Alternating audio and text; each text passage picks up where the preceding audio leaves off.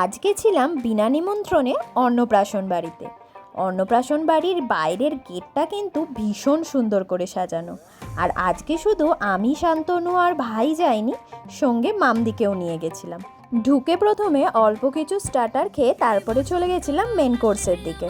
এতক্ষণ ধরে তোমরা আমাদেরকে অনেক হ্যাংলা ভাবছো, কিন্তু আসল কথাটা বলি, আমরা গেছিলাম মহাকালী ক্যাটারিংয়ের ইনভিটেশনে। এই ক্যাটারিংয়ের খাবার কিন্তু ভীষণ টেস্টি, আর বাইরের যে গেটটা দেখেছো সেটা কিন্তু ওনাদেরই করা।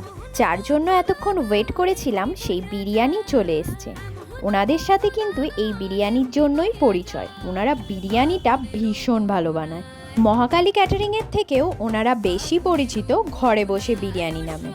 আমরা বহুবার ওনাদের থেকে বিরিয়ানি অর্ডার করে খেয়েছি। রিসেন্টলি ওনারা চুঁচুড়ার খাদিনা মোড়ে একটি দোকান খুলেছে। আজকের ভিডিওটা এইটুকুই। Tata, bye bye.